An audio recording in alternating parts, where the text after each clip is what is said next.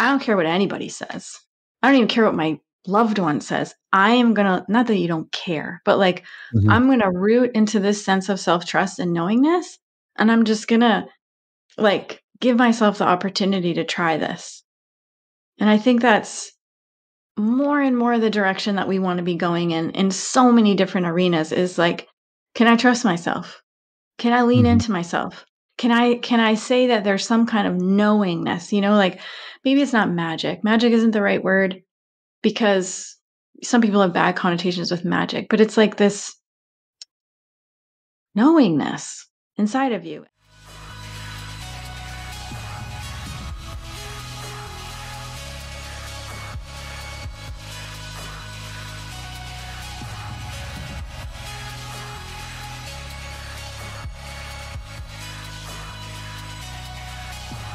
Hello, everyone. Welcome to another episode of the Oto Gomes Crypto Show. I'm your host, Oto Gomes. Today, we have a very special guest. Her name is Katie Hess from Lotus Wei. Katie Hess is an expert of flower alchemy, author, podcast host, and practitioner, using the healing power of flowers to awaken our true potential. She travels in search of rare flowers with the healing qualities most needed today, from the forests of British Columbia to sacred sites in India, rainforests in Costa Rica, hot springs in Iceland, and the jungles of Taiwan. Having gathered empirical research from thousands of private clients, Katie created a flower essence library with over 150 elixirs, now used by people in more than 50 countries. And now, with 17 years of independent research of flower and plant-based healing, Katie is a pioneer in her field. Ladies and gentlemen, Katie Hess, thank you so much. Really appreciate your time, your energy. How are you today? Good. Thanks, Otto. I'm so excited to be here. Yes, thank you so much. I'm so excited for this conversation. I actually read on your site you've done more than 20,000 master hours, research hours, which is amazing. A practice of research of all of that, and they say you only need to do 10,000 to become a master. So you're PhD level when it comes to flowers, and that's amazing. I So think the more you do, the more you realize you don't know, right? exactly right. The more you practice and you actually do the experience, the thing that you're focusing on, you start to peel back new layers, and you're like, oh, there's more. I didn't see it from this perspective. So I want to learn more about you and your journey to this point. One of the first questions I like to ask is, what was your red pill moment? So what was that moment in your life that really shook you out of the matrix and really brought you to this point? Say there's a few pivotal ones. I love the question. The first one was when I was 7 years old. I was an only child living in the teeniest, tiniest little town in Michigan on Lake Michigan. And I read a book about reincarnation and astral travel. And that was the first, like, oh my God, I've got to get out of here. Like, I always knew I wasn't meant to be in this really small town all by myself, right? So every night I would like try to project myself to wherever I needed to be because I was like looking for my people. I know I needed to do something. So that was the first one, but that really didn't go anywhere and I'd never really mastered astral travel. So as soon as I got out of the world of academia, finished college, I did some travel. I left the country for a few years, had some health issues, and then sort of worked my way out of the medical industry matrix by realizing that I could actually heal my own body. And then probably the most profound one would be when I came back to the United States after living out of the country, and I met some really wild and beautiful Buddhist teachers in meditation. And there were moments where I realized they could actually read my mind, and that Mm, the things that were inside here that felt so private to me were not private, and that the way that I saw the world and the things that I projected into the world also weren't necessarily things that I could rely on as truth. And, having access to people who had stories about teachers who could press their foot into solid rock as if it were like space. So I wow. think over the last couple decades, and also really some of the experiences I've had with nature and collecting flowers, have been really blind mowing, mind blowing. You and I both today. Um, in terms of just like, what is this reality that we live in, right? And that none of us actually see reality as it is, that we see through this kind of series of filters and how we grew up and what our family lineage is like and what our beliefs are. And it's just, it's an exciting moment in time to be a part of and to, like you said, continually unpeel the layers and get closer or intend to get closer on all levels of freedom, whether it's financial, the way we see the world, the way we operate in society, medical, our own health, our own realization and empowerment, just to keep continuing to move closer to freedom. Wow, that's such an amazing share. Thank you for sharing all that. And I agree with you. I think it's like, especially nowadays, like we talked about it really quick before we started, that time seems to be speeding up, and it's like, it doesn't, this linear perspective of time is not real. And we're really just experiencing moments with each other. And it's so important to ground in and be present and connect with self. That's a difficult one. Most people don't even think about that. Like, what does that even mean, to connect with self? Really cool share there about the individuals you met. I actually saw a documentary recently on Netflix. I forgot the name of it now, but it's something Sugar. The guy's last name was Sugar. And he found a book about practicing to be able to levitate and to be able to see without your eyes. And so inspiring. It's Netflix, but it's interesting to know and see that this exists, that this kind of these abilities exist. And we all have it, right? I feel like we all have that ability, but we've forgotten what that feels like. And so I love your stuff. I love what you're doing, because it's, for me, I've gotten it. I got it about, I think, a month and a half ago now. It's been helping me practice the sense of smell, the sense of taste, something that I really wasn't practicing. I really wasn't trying to become aware of. And what I loved about how I got your stuff is that you sent me this link to take a quiz where you're just shown pictures of different flowers. And I was like, all right, I'm going to trust my intuition and just go straight through it and just try to feel it out. And you were able to create that package for me to experience. So tell me about your company, and how did you get to this point of creating this process for people to experience their sense of smell and their sense of taste? Yeah, so there are two things that we work with. One is the sense of smell, like you said, the essential oils, which a lot of people are familiar with these days. I come at it from sort of a botanical perfumery realm. So like how all the different synergistic, seeds and leaves and flowers blend together and create kind of a new sensuous experience for us. Mm-hmm. However, even though we do work with essential oils, my favorite is the flower remedies themselves, because they have no scent. And like, you may be able to taste them in the honey. But really, it's the life force of flowers. Why flowers? Because it's the reproductive system, and it's where most of the energy from the plant concentrates. They've done studies in the UK showing that bees are not attracted to flowers based on color or scent, like we thought. That the flowers are actually emitting this really subtle electrical currency, and the bees feel it on the little hairs on their legs. So there's this like dynamic communication occurring between the flowers and the bees in terms of the pollination process. That subtle electricity is what we're capturing from the flowers out in the wild. Wow. And infusing it into water and preserving it with alcohol and doing several dilutions. It's kind of like homeopathy.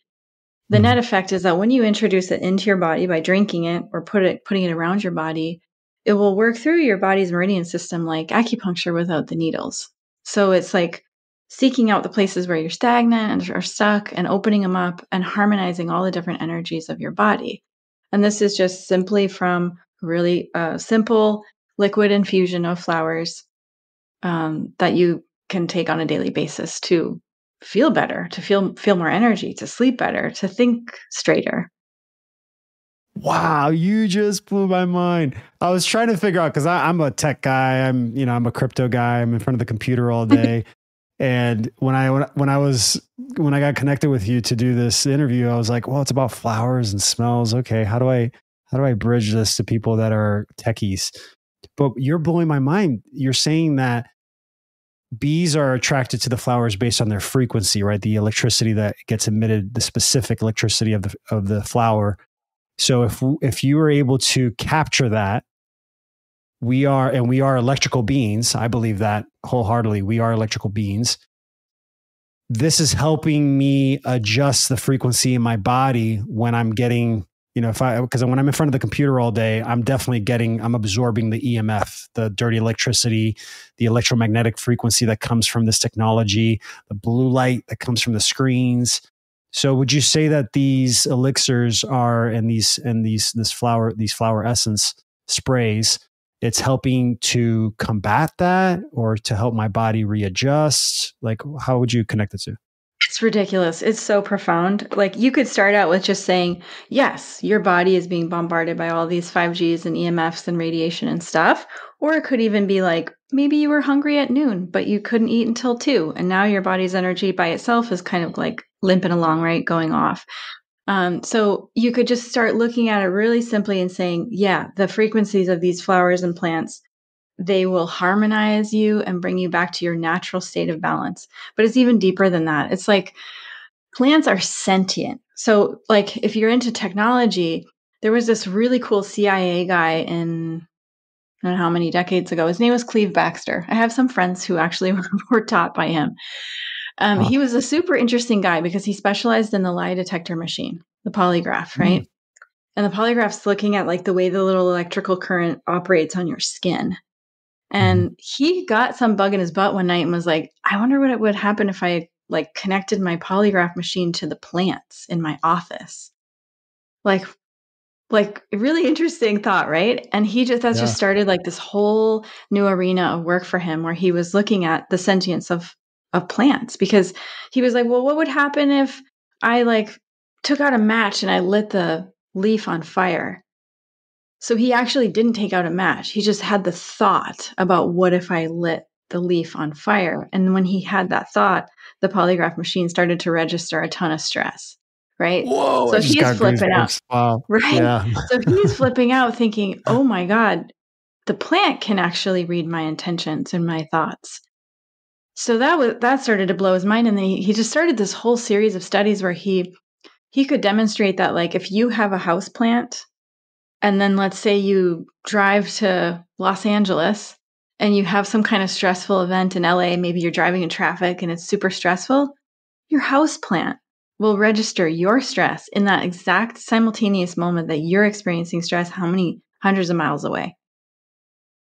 So there is this incredible synergy and intelligence at play with the plant world that we also understand and speak, even though we forgot we speak it. So, like, simple example. Let's say you had a giant bouquet of red roses in front of you, and then a giant bouquet of like wild white daisies. You would not give those 2 bouquets to the same people, right? Like, maybe one you'd give your mom, or maybe one you'd give your lover, but it's like a different feel, right? So these are things that we like innately understand. We innately know. We feel different when we're in nature. People talk about forest bathing. In Tokyo medical schools, they've shown that if you bathe in the energy of trees and plants and flowers, your cortisol levels go way down. So your stress goes down, your white blood cell count goes way up, so your immune system goes up. But the crazy thing is that it's exponential. So, like, okay, Oto Gomes, you go out to, let's say, Flagstaff, and you go camping for a night. You're like, wow, this is awesome. I've unplugged from the whole world. All of those like really nice health benefits will last in your body for an entire week, even though you were out in the wild for one day. And then let's say you're like, wow, this is super, super nice. I'm not going back to Scottsdale for another day. You're out in the wild for 2 days. How long do you think it lasts in your body? Those good health benefits. So will it compound to 2 weeks? 1 month. Oh, wow. Even more. Oh, yeah. That's interesting. So there is like, I mean, and this is where I get really excited about the intersection of nature and money and wealth and crypto, because there is this, nature shows us that the true nature of the world is absolute abundance. It's like the exponential benefit of being in nature. Or like, let's say you have a mango tree in your front yard. You'll have so many mangoes on it that you'll be giving them to all your neighbors, you know? There's no scarcity really in Mother Nature. And so really when we talk about, okay, so that's like plants are sentient, right? We're sentient. We speak the same language. And then when you look at these remedies that you've been taking on a daily basis, those remedies they're working on like the 21 grams of you that leaves your body when you die, right? So when I die, this fleshy body, I leave it behind. The part of me that leaves the body, that's actually what we're working with the flower remedies. So the I part love of that you you that said carries 21 gram. I love that you said 21 grams because that's yeah, it's the weight of the soul they've measured as. Yeah. So you could say, yes, it's definitely going to give you more energy if you've been working on the computer all day, hustling. But you can also say it's going to affect your cellular memory. In every single one of our cells, we carry the DNA for ourselves, but also 7 to 8 generations back in our family lineage. So we think, I mean, honestly, it's a wonder we're all walking around with our heads on straight because we're dealing with all the kind of thought and emotional patterns from 7 to 8 generations back of both mother and father, right? Plus everything you've ever learned from womb until now, every experience you've had, everything that colors the way you see, the way the world appears in front of your eyes. And then everyone you've ever been sexually intimate with, you've exchanged all information. It's like, let's say in the last 7 years, that would still like be in your system. And then whoever you spend the majority of your time around. Like, so when you think about energy, it's like, I mean, you know, just from watching YouTube or being on social, like we're incredibly sensitive beings, right? And we're absorbing all kinds of information. So all of these things are like running in our cellular memory. Or let's say you had an accident or some kind of trauma. All that is stored in the tissues. So the kind of more profound aspect of the flower remedies is that when you use them regularly, they start to pull out these threads of things that are simply not your true nature, like beliefs that you have. Or like, let's say I have a scarcity belief. Maybe somebody in my family lived through the Depression. It'll pull out the parts of me that feel like I won't get enough, or I won't get enough money, or I'm not good enough, right? Or any of the stuff that we believe that is self-limiting. It turns the volume down on that and turns the volume on like, how bold could I be? How courageous? How ballsy? How fearless? How badass? How smart? How loving? How generous? How kind? Like all of these qualities that I have, like how can I maximize them to reach my full potential? And that's really what it's about. That's cool. So it's not eliminating I mean, I don't want to say trauma, but that's essentially what it is. It's a type of trauma. So it's lowering the volume on the negative polarity of the events of our lineage, of our experiences, and increasing the positive polarity. Yeah, it's like, right? yeah, it's not gonna like delete your memory, right? Yeah. You still remember, but it diffuses all the intensity and charge out of it. Like I worked with a gentleman who had come back from war and special agent type work, and he had been stabbed, he had been shot, he had been bombed, he'd been trapped under burning cars. I mean, he had all kinds of experiences registered in his system that you think, wow, like how does that affect him on a daily basis? As it did. And then with just like a little bit of physical work and using the flower essences topically, being able, like I saw him in the course of 2 hours, being able to pull the intensity out of all his fascia, of all those memories, so that on a daily basis, he feels different. It's like, yeah, you've still had that experience, but there's no like charge to it, you know? Yeah. Yeah. I know all about charge. I haven't shared this yet with the public, but when I was in Florida, I learned from my mom that her great great grandmother was indigenous in Brazil. She was an indigenous girl running in the jungle and was lassoed, like stolen from her family and lassoed and like got forced into marriage. And then so like my mom's lineage comes from this indigenous roots, but a very traumatic event. And I see it. I saw it in my grandmother. I see it in my mother. I saw it in me as I started to work on myself. But Yeah, it's interesting to just become aware of that and use these kind of tools to be able to diffuse it, like you said, like release the tension in the fascia and be aware of it, and then choose to be in a positive polarity of the event, and see the positivity of it. I love this conversation. I actually saw a interview recently. I forgot the name of the institution or the people that did this test, but they were talking about they had a square room, all dark. They had a light in the middle of the room, and they put a flower, or it was a plant, on one corner of the room, and the light would move to different corners randomly. It was on a randomizer to choose whenever it would want to go to a specific area. So technically, it could equally go to every corner of the room throughout the time span. But because the plant was in one specific area, it started to have an effect on the randomizer and increase the amount of times that the light would go to the plant, which was like, oh, so plants can affect technology too, can affect the frequencies and electricity of technology. What are your thoughts on that? I love that. I never heard about that study. And it Yeah. makes sense. It makes total sense. They're like kind of magnetic beings that appear magical, but it's just because we don't quite understand it. They're going at such a pace that's so much slower than ours. It kind of reminds me when I did some work with Louis Schwartzberg. He's this filmmaker who does a lot of time lapse footage. And so, the things that we see outside as being really slow or just like stationary, he's showing like how the flowers open and how they dance and how they move, um and you can see like more so much more expression coming out of them when you speed it up so that it's at our pace, right?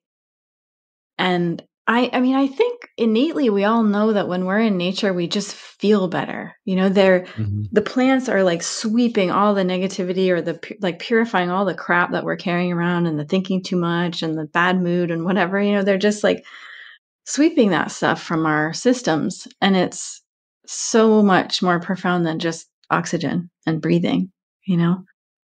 Yeah, it's not as simple as that. I even felt a big difference when I moved to Arizona. I grew up next to the ocean, and so I feel like the types of plants that you get next to the ocean are more sway. They're a little softer. They go with the wind. Here, it's like you got these, like, we don't move. We are in place forever. But for me, I think it was really grounding. It was really good to be like, when I go hiking, I love it because I feel like naturally I do have this buzz or this like wave energy inside of me, where when I go hiking out here, it like calms me down. It brings me to center, puts me in place. Um, so So, yeah, I guess go ahead. there's a thing about that. It is, you've hit it on the head. It's like every environment has like a particular set of lessons, and if you look at the way nature Mm, is, you can see, like, you move to Phoenix or Scottsdale, and you're in the desert, and you can see from horizon to horizon. So mhm. inside yourself, it becomes an environment where you have to learn to be able to look at everything inside yourself. You can't run. It's not like curling up on a nice little piece of moss under a tree, and we can just avoid things, like I've been to some places in California where I'm like, this place is so beautiful and fantastical, like the perfect little farmer's market and the perfect little life. Like I could get lost here forever and never do like my mission and what I'm here to do on earth. So it's that same kind of. Then you get to the desert and it's like, wake up. Everything's pokey. Be aware. Like, notice what's around you.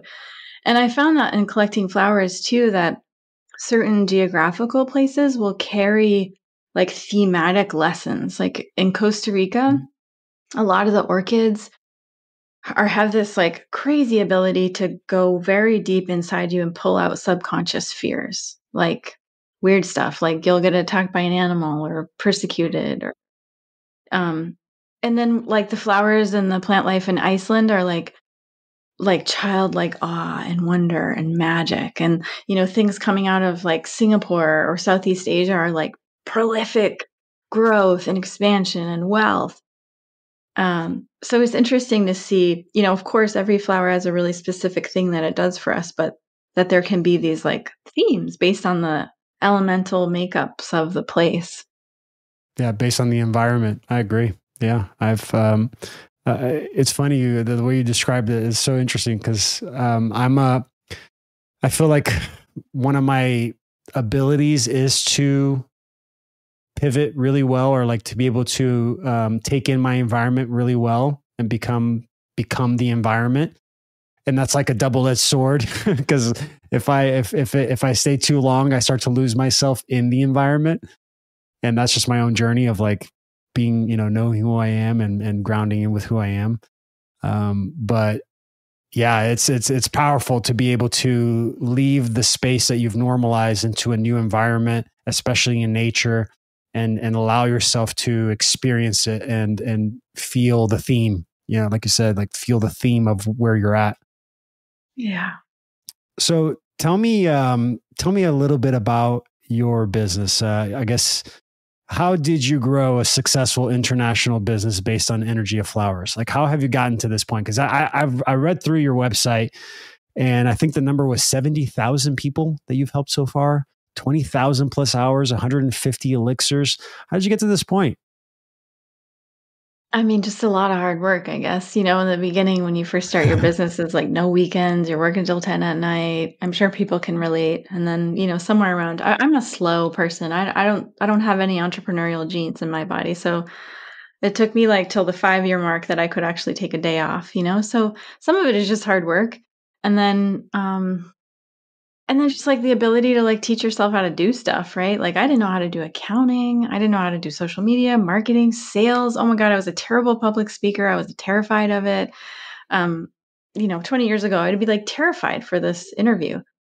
And so it's just, in my view, business is like a spiritual path.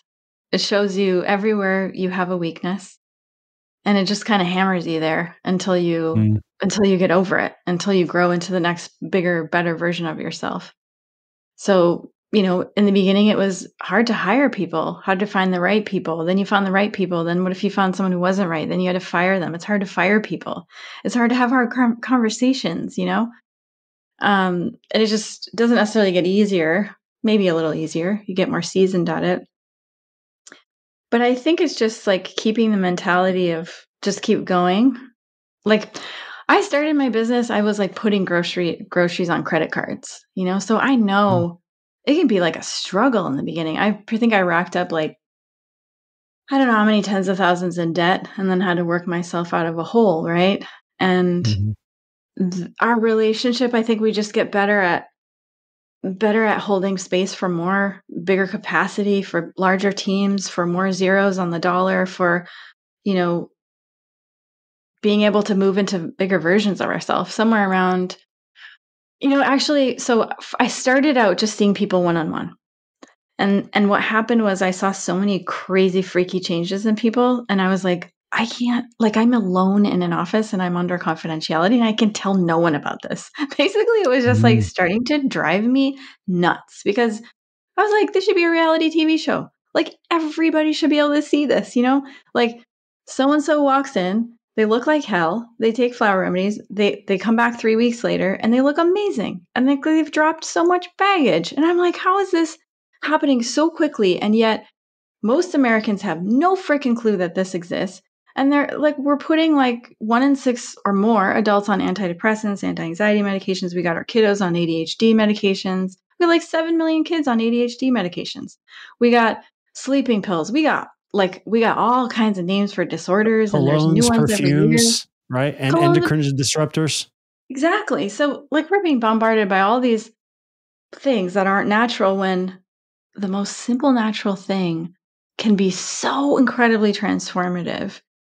Mm. Um, so I guess basically, like, I was just so motivated by seeing people experience more freedom in their own systems and be able to access more of their own full potential that I was like, I have to reach more people. I have to reach more people and I have to get over my own shit and my shyness and my I don't know how to do accountingness and my everything, right? And I have to figure out how to do it all. And so it probably like I started bottling my own stuff by myself, hired my first person, cobbled stuff together, looked for a new place to rent out. This real estate agent was like, "Oh, I have the perfect one down the street. You should just buy it." And I was like, "Oh my God, I could never buy a house, right? I can't afford to buy a house." And I could.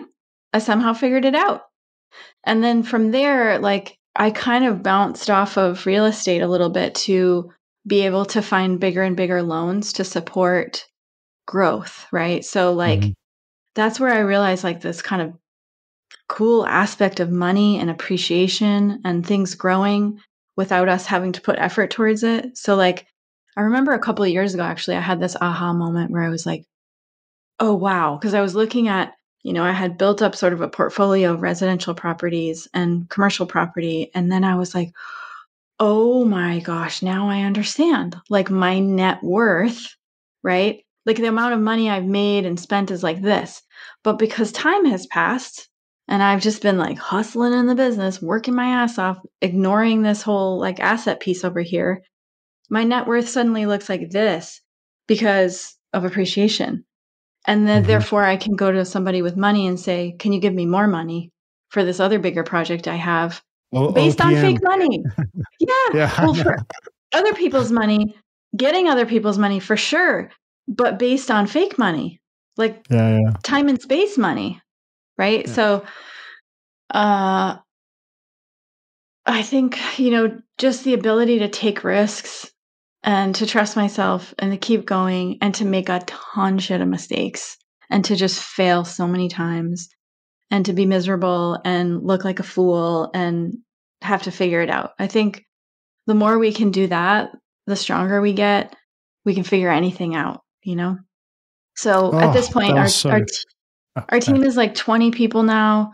We have two companies. We have Lotus Wei that makes the remedies. We have Sun Center that is a wellness center in Phoenix. There's 15,000 square foot building. Um, we're starting. We're in the process right now of growing ground up from a business in India.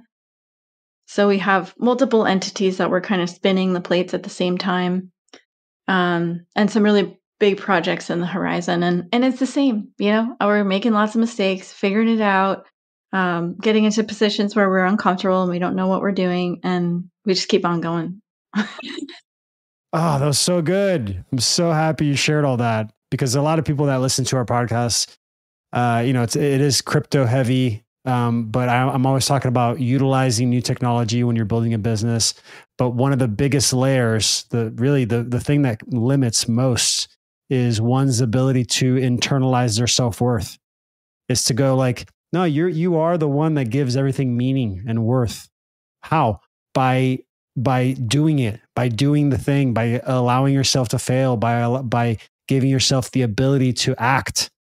It's the action steps. It's like our brain comes in for most and stops and limits the actions. But yeah, it's like knowing your worth, knowing who you are and what you're giving. And I think you hit the nail on the head too when you shared that it's to be of service. It's like if you can find something in your life that you're passionate about, that is providing, not necessarily providing a service, but like it's servicing humanity, like giving back to other men and women in this reality. Everything else will fall into place. Everything else will just kind of fall into the place that it's supposed to be to bring you to that next level. That's such a great share. Thank you for that. Thank you for that. So you do flower readings, right? I read that you do flower readings. So tell me a little bit more about that. What does that exactly mean? Is it the quiz that I took, or is that something you do personally in person? Quiz, yeah. I mean, back in the early days, I used to do like more formal consultations, and I'd be like, "Hey, Otto, like, what's happening in your life? What's disturbing you? What's bugging you emotionally? What's got your go? Like, what's happening physically? How's your health?" And we go through all these things, and I'd listen to people for like an hour and a half, and then put together some kind of remedy for them. Nowadays, I really just like the fastest I can put it back in other people's hands. It's like you get to the same place by literally just showing some photographs of flowers and saying which of these are you most attracted to, and it can Mm-hmm. be like a 2-second process. It can be an hour long, with like a gazillion flowers, and you kind of winnow it all down to the most like attractive things. Because I want to show people that you actually know what you need. You actually don't need me. You don't need a white coat. You don't need a doctor. Of course, we need a team of support. It's wonderful to have support and help and guides, right? I'm not saying we have to go it all alone. 100% not that. I'm just saying there isn't one like godlike doctor that's going to tell us all the things that are wrong with us and then how to fix us, right? That we have the capacity to do that. And even just by the simple process of like, where are your eyes drawn to, Otto? And where your eyes are drawn to, your eyes will always move closer to the things that will be more healing for you, or that are like what your body needs, or what your psyche needs, or what your emotions need. So, flower readings these days are less about the story, although sometimes that'll come up, and more about what are you drawn to? And then if there's like a sticky point, if I can like very quickly figure out what is the root cause of all this stuff, and like try to work with that a little bit and challenge somebody to work their way out of that. That's really gratifying. And then they work with the flower remedies, the whatever flowers pop up that they're drawn to. And then typically within 3 days or so, as long as they're using them pretty regularly, they start to feel a shift. Like, like, gosh, I used to be really irritated by X, and that doesn't really bother me right now. So, and then it just kind of keeps moving at an exponential rate from there. Is it organic, like in the sense of like, can that change? So like what you're attracted to or you pull in based on your intuition, can that change over time, or like how fast does it change? Yeah, I mean, it could change moment to moment, or maybe you have a pattern. Like maybe I have like fear of betrayal pattern, right? That's like locked into my system for so many years. If I take a flower for that, maybe it's not going to, I take maybe one cycle, which is like a month's worth. Maybe I need more because I've been working on that and chewing on that for, a long time. But if it's something that's just kind of, I mean, some habits you can change overnight, and some it takes like a little bit of repetition, to kind of work your way through it. I remember we have this one remedy called luscious embodiment. It does a lot of things. Like it's good for sexuality. It's good for feeling comfortable in your body. It's good for intimacy. It's good for making babies. It's good for embracing like your ferocious, fierce, like all parts of you, right? And I took that sucker for 6 months when we first came out with it. And it like showed me every single place that I was being taken advantage of, couldn't say no, couldn't draw the line and set a boundary, was overextending myself, jamming my calendar too much, and it was just like, oh my God, it just like very gently, but very relentlessly showed me for 6 months all the different ways that I was just kind of being too easy and soft, So I think it depends on what the pattern is. And then, sometimes we do something and then it like spiral circles around back to us another couple of years later in a different form. And then we're ready to look at a deeper layer of it. So it's very complex and beautiful, just like us as humans. I love that you shared it that way, because it's going to be based on our ability to recognize, right? See the patterns, become aware of it, and then start making the change, or else it's going to keep coming back up over and over and over and circling back around, like you said. I love that. I know you mentioned that there's flower essence and then there's essential oils. Is there a difference? Because I was thinking, like, how do you capture flower essence? Is it like a press and there's a juice that comes out? Like, I don't know. Tell me. Yeah. So that's like essential oils. You can press like hundreds of pounds of orange peels, and you can press the oil out, and then you like get that yummy smelling oil, right? Or you can do a distillation. So get like a bazillion pounds of pinyon pine, and you can distill using hot and cold water and condensation units and boiling process, like kind of like an alchemical process, to extract the juice out, right? So that's the essential oil. Very aromatic, very strong, very antimicrobial, very physical, and also requires a ton of plant material. So if you want 1 drop of rose oil, you need 40 fresh roses. Wow. I know. That's It's a a lot of lot. A lot of growing, farming, harvesting, a lot, right? Yeah. And that's why they're so expensive, essential oils. Yeah. Flower essences, on the other hand, it's a solar infusion process. So if you were going to make a flower essence of a rose, as opposed to an essential oil, you only need one rose. And you can probably make enough material for the rest of our lives. And maybe we could even pass it on to future generations Oh, because of so the different. exponential. So different, Yeah. right? You soak it in water in a clear bowl. The sunlight or the sunshine, the sun is like a catalyst or a driver that drives that subtle electrical frequency into water.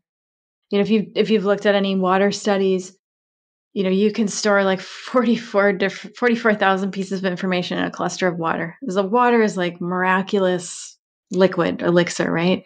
So you could Veda store Austin. information. I have an Yeah. interview with Veda Austin where she talks about the speed at which water can structure itself based on the energy that it's around. But yes. Yes, I love Veda's work. It's really fascinating. And so it's basically like you're charging the water with that particular superpower of that flower. Or like you could call it like a message or a messenger or something.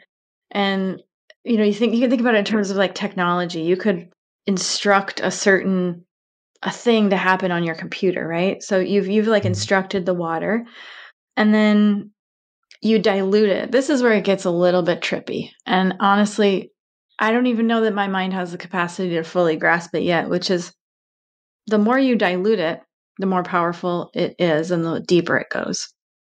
So, like, if anyone is familiar with homeopathy, let's say I break my leg, and you might say, "Oh, hey, have you tried arnica?" Right? Everybody's heard of arnica, this homeopathic remedy that helps your bones knit back together.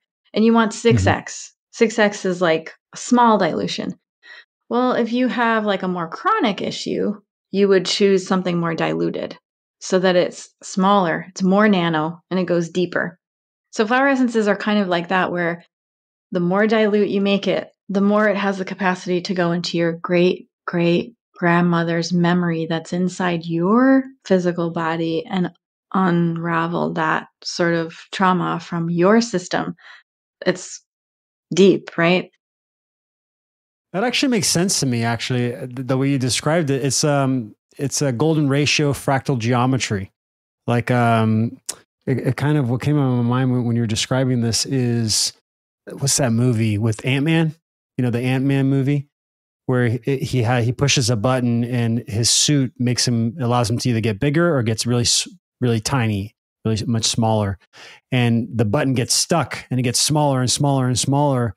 And as he's getting smaller, the universe around him is changing, and there's more and more and more the smaller he gets. I don't know how it fit. I mean, that's how the visual I got when you were describing that. So that makes sense. Yeah. The more diluted, you get more information, right? It goes into those other dimensions of information within the water or within the essence. Yeah, so if you were to use that way of describing it, you could say like an essential oil is like burying your nose into a rose, right? It's like sensuous and seductive and magical, and it fills your senses, and it kind of just stays right there. And then the flower essence of a rose would be like, whoo, making yourself really small in that little suit and like seeing the whole universe of how you are and how you can make different choices and how that will tweak things and shift how you see reality and how you therefore make decisions. Wow. You describe it so well. I love it. Um, so, I've been mentioning that I'm a crypto guy. I've been in crypto for about 11 years now. It's going to be 12 years. Have you had any experiences with crypto or what's been your experience with it? What's your perspective? Oh, super lucky. There was one night where I was like listening to my roommate, like in the next room, and she was reading some information from some guy who was like, you should invest in Solana. I don't know how many years ago this was. And I had some loan money, right? So because of the blessing of whatever weird crap happened in 2020 and 2021, right? Like there were so many blessings that came out of those years Yeah. in terms of insights, and then also just money, like a lot of government money available for businesses. So I took advantage of as many of those programs as I could. I've got all kinds of loans that are low interest rate, OPM, right? And I'm thinking, this money is for my business, but I've also got a little extra in my business. So what's what's like what's the amount of money that I'm not going to like be crushed if I just threw it out the window right now? And I have a high risk tolerance. So, as long as my basic needs are Same. met, and my employees and my family and everybody's got enough to eat and we're okay. I'm like, I feel comfortable with this. So like if I threw this chunk out the window, I'd be okay. So I just like on a whim was like, boom, buy Solana. Just like, and for me, because How much was it worth when you bought it? How much was it worth? I don't even know. Like that's how ignorant I am about these things. No, I do know. I'm sorry. It was $13. Oh wow, yeah, you got it right before everything really took off with it because I think it went up to like $13. 200. It went up to $150, I think, or $200 Well, in and the that's the last year. weird thing is I like it skyrocketed and I was like, oh, I could buy a house with this money, like outright, straight. And then I was like, okay. And actually, to be fair, like when you said that thing about you have to have a purpose, like a greater purpose for why you're doing things, and I Mhm. believe that. Like I'm just not motivated by money by itself, like making a bunch of money. I mean, it just doesn't motivate me. Like there has to be a purpose in it for me, and I think that's what's helped me ride out so many like challenges.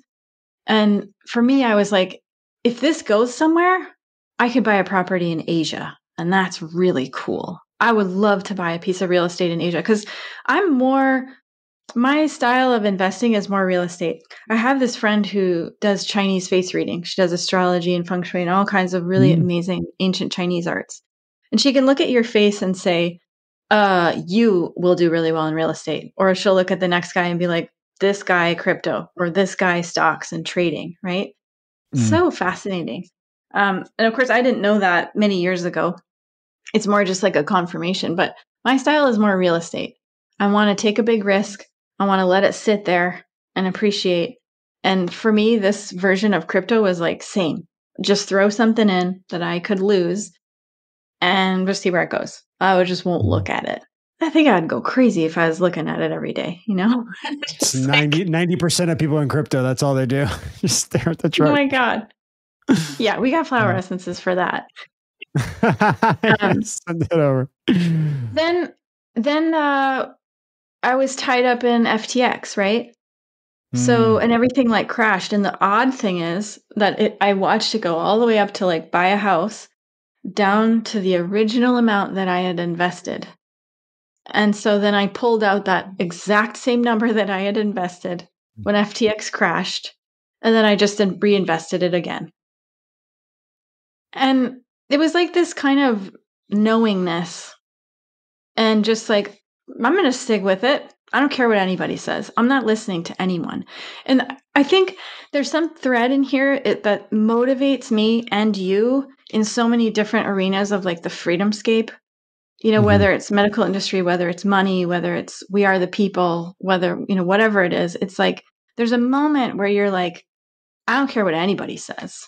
I don't even care what my loved one says. I am going to, not that you don't care, but like, Mhm. I'm going to root into this sense of self trust and knowingness. And I'm just going to like give myself the opportunity to try this. And I think that's more and more the direction that we want to be going in so many different arenas is like, can I trust myself? Can I lean Mhm. into myself? Can I say that there's some kind of knowingness, like maybe it's not magic. Magic isn't the right word because some people have bad connotations with magic, but it's like this knowingness inside of you. And then also that, what's the worst that can happen and can you handle that? And if you can, why not? Why not go for it? I would say, just to compound on that thought, I would say, because what I really love doing in this reality, this plane of existence that we call reality, I like to take in as many perspectives in as possible. And then without bias, without like going like, oh, well, this magic, just kind of, blocking it. And then allowing my intuition, my body to recognize the patterns and to connect the dots. And what I've learned for myself, at least when it comes to what we call magic, what we call intuition, what we call any of this stuff, basically what I've noticed is it's our ability to recognize patterns. It's our ability to trust this brain, the gut brain, not this brain. This brain's like there to kind of help us survive. It's to help us make sure that we stay alive, that this physical body stays alive. But this right here is going to bring us to thrive.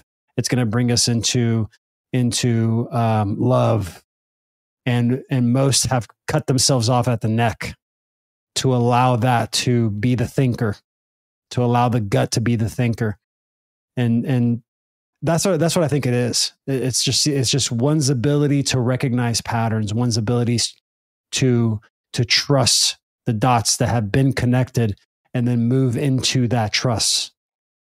Yeah, absolutely. I mean, I don't think you have to even think something's a good idea. Like, I had a teacher tell me once, you have to put yourself in challenging positions if you want to grow. And I remember he said it right as I was trying to get a loan for a commercial property, this one that we're in here. And I got 3 no's and I got 1 yes. I mean, it was so close. It was so close. And it was so uncomfortable for me, Otto, in the first few months of owning this building, because my rent, like my business rent, went from $1,000 a month to $10,000 a month. And I was like, how the hell am I going to be able to afford that rent jump? Like, that's such a huge jump. And we had to do some renovation and rip out carpets and polish concrete. And there's all these construction crews. And like, I'm like a softie, it's hard for me to like boss construction people around. And I'm a woman, like, and it was just like this excruciating, like, talk about physical body discomfort. This is terrible. I'm separated from my team. I'm doing this all alone. It's like viscerally uncomfortable. Like it was just, bad feeling, But I was so sure that like, it was just basically me in a cocoon turning into a butterfly, that like the caterpillar like completely liquefies its whole body. Of course it's uncomfortable. So you put yourself in that situation where you will grow because you have to grow. And I think sometimes taking risks like that are also necessary. Sometimes it's like a whim, like, I'll just try this, sure. And we get lucky. And sometimes it's like, I will purposefully put myself in this position because I want to force myself to grow. Or if I just like sat on the couch eating potato chips, like I'm not going to get any further, I love that. Yes. It's in the uncomfortable. It's in the I don't know. I always say this, like, you'll find God when you allow yourself to be and sit in I don't know. And you just have you had situations like that where you're super uncomfortable? Many. I mean, when I first got into crypto, it was 2012. Everybody, my whole family was saying, "What are you doing? You're throwing money into this digital scam gambling Ponzi scheme. What are you doing?" And I'm like, am I doing it right? Like, am I supposed to be doing this? Like, but like, I was trusting my gut. I was trusting the dots that I connected back then, and going like, no, this feels right. It just felt right. It felt like this is the path. And then, building businesses, building my academy, building the stuff that I've been building. You go through so many failures, like you mentioned. And there's even this last year, I was like, what am I doing? Like I out of nowhere, I was like, I had a monthly expense of $5,000 a month. And I'm like, where am I going to get $5,000 a month consistently every month that I have to pay out? That's not even counting my living expenses, like my rent and my food and all that stuff. Put all that in it, 10 to 15,000 a month. So yes, I had to learn very quickly that it was when I would allow myself to kind of breathe out the repetitions, the narrative that I was going in my mind over and over, and letting that leave my mind and just allowing it to settle, and then breathe into, I don't know what I'm going to do. Like, I really don't know. As soon as I did that, the answers would come and the solutions would come. because I would open up my cells. That's what I felt like. My cells would just open up and be like, oh no, we have it. It's up here. Let me just grab it for you and bring it in. Yeah, it's like when you like can finally just like drop the frustration and surrender and just like, I don't know. Then everything falls into place, right? Yeah. Yeah. Man, this was such a great conversation. So good. So good. Thank you so much for connecting with me. One last question, and then we can end it here. Well, before I ask that question, if you want to connect with Katie, her website is lotuswei.com. Okay, so LOTUSWEI.com. She's also on Instagram, Lotus Wei, so at Lotus Wei. Check out her center. It's sancenterphx.com. So SAN center, CENTER.phx.com. And check her out. Like, I recommend 100% your stuff, her essence, the droppers. I've been taking it for the last 30, 40 days now. And it's been, you said something when we first connected. You're like, you look so healthy. And I said, yeah, it's your sprays, man. It's your sprays and the tinctures. It's just been so good. Truthfully, I mean, I go out in the sun, but I really believe that really helped. Like, it really changes the pattern, like the what's happening in my mind. So I appreciate that a lot. And then it comes out on the face less, you be more radiant, more beautiful, more attractive, you look younger. I mean, it's kind of insane if we like take a whole layer of stress off, we just like look better. Yeah. Yeah. You look good, Otto. You look good. Thank you. I appreciate it. I want to come visit too. I want to come visit the center. I'm back in Scottsdale, so I can definitely come down. We'll have some lunch, and Justin can cook for us. So one last question here before we end it. You are in front of millions of people. You have 90 seconds to leave them with something, advice, a life lesson, whatever you want to say, 90 seconds. What do you leave them with?